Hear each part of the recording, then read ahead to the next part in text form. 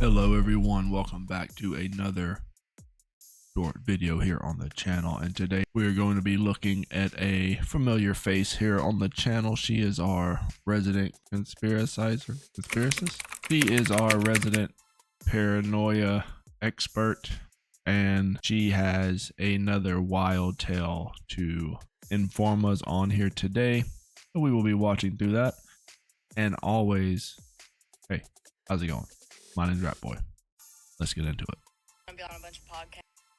Your own type of show or podcast? I think we're gonna do a show, and then we're just gonna be on a bunch of podcasts. Okay, today I want to give my opinion on the misogynistic marketing gold mine that is the Haktua girl who's going viral everywhere right now, and weigh in on the argument of people saying they think she must be an industry plant of some sort because this is getting out of hand. First, quick recap. If you missed it, for the last 2 or 3 weeks, this girl, Haley Welch, has been going insanely viral because they found her on the street after she had been drinking at bars, and they interviewed her, and I'll just play you the clip. It's one move in bed that makes a man go crazy every time. Oh, you gotta give him that hot cut on that thing. You get me? That's pretty much the whole clip that has taken the internet by storm. And it blew up so large across the internet that they found her, and she's already going on podcast tours. She was on stage at the Zach Bryan concert, and she's already been signed to Representation and is saying she has a show coming out, might be doing a podcast. And it has everyone confused and asking if she's an industry plant because, one, how did they find her even? And two, how did they get all this in the works and production that quickly?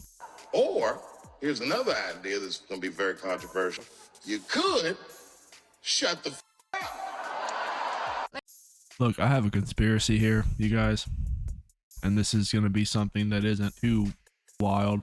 But if there's any proof that women have life on easy mode, all you have to do is just look at the Hawk girl. Super easy. Now, I don't know too much about this person. I do remember that clip on TikTok. It did get pretty popular, but other than that, I don't know anything about her. Now, this is about a month old. You saw on the clip, it was July 2nd, so this is going to be over a month old here, so take that as you will. But the only conspiracy that matters in this video is that this woman, or whatever, I forgot what her name was, she is overlooking the fact that women 100% have life on easy mode, because she made an entire career out of a drunken comment that she made online. Use that noise in the background. I have someone doing my landscaping. Yeah, women definitely have it on easy mode. She's not going to mention this throughout the entire clip. However, she's going to mention a few more things that we're going to go over. So let's go ahead. Let's continue.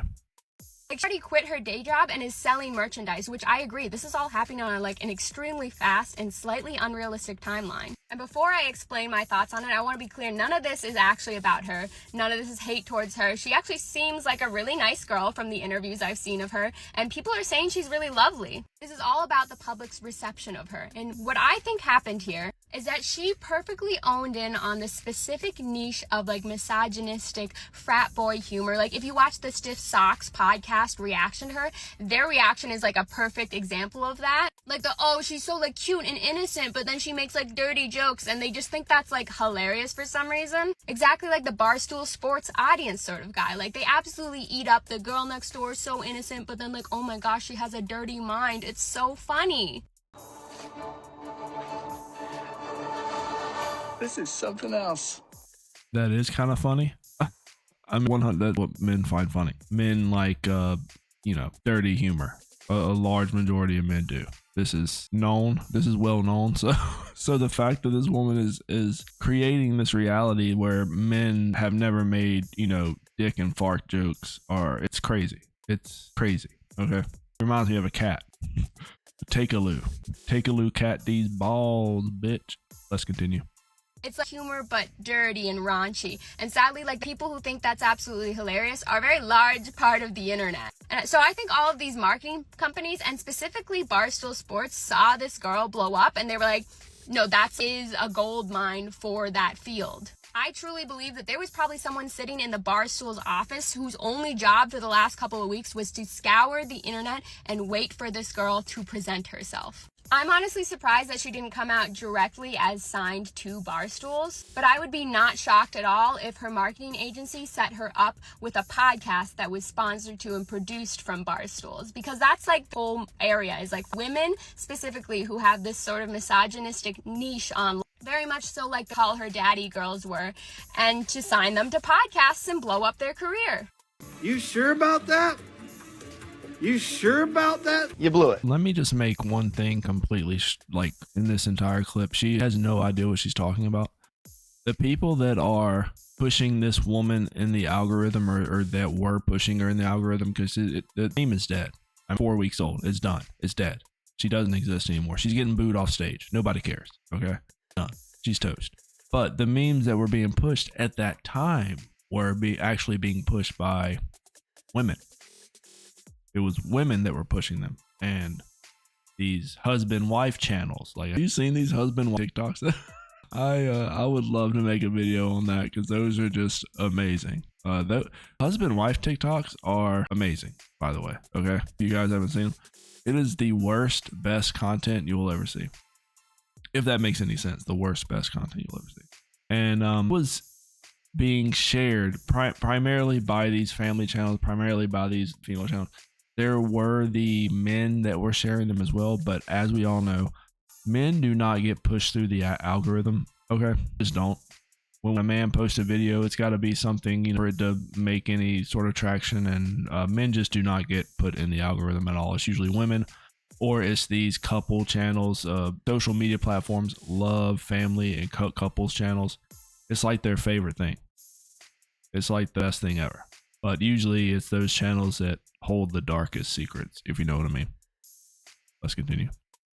It's a rapid fire formula, the public eats it up, and it works every time for them. The only detail that was a little suspicious to me was how did they find her so quickly if she has admitted she has no social media or anything like that. But to that I'd say she probably had to make herself known or email a company and be like, hey, I'm that girl if you want to work with me. But I do think she is the current equivalent of like It's Corn Kid, where she had this like virality about her, and these companies are just smart at marketing and they saw that they could blow this up into a brand. And the window for that with these sorts of like viral videos is very small, so you have to act super quickly to start building their brand and making them like remain in the public eye. So yeah, I don't personally really understand it, but like from a marketing and PR perspective, of course I understand why it's so big. I hate so much about the things that you choose to be. Yes, yes, yes, yes, yes, yes, yes. No, no, no. Well, and you also have to understand that her marketing agent is getting paid a lot of money, even though she's failing, you know, losing money every day, and nobody cares, obviously. But yes, there is no doubt in my mind that these social media accounts, she mentioned Barstool Sports. Now I don't really watch that account or anything, watch any of their content, but there's no doubt in my mind that there is probably somebody at the offices there that their whole job is just to go through social media looking for something that could be potentially viral or something. I'm not even sure who did the interview for the original video, you know, it does, because it doesn't matter. Okay, video became instantly viral and was everywhere all at once, all at the same time. Everybody saw it. Everybody knew. When I got to work the next day, everybody knew what was going on. Like, I knew about it. It's crazy. It was a very viral thing.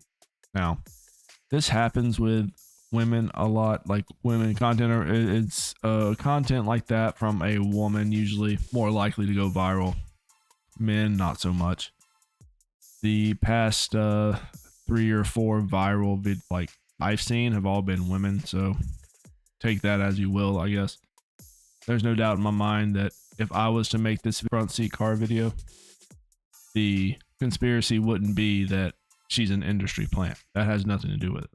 The conspiracy is that she's attractive, she's blonde, she has a accent, which a lot of people like that accent because of country music and Taylor Swift and stuff. Like it's American at this point.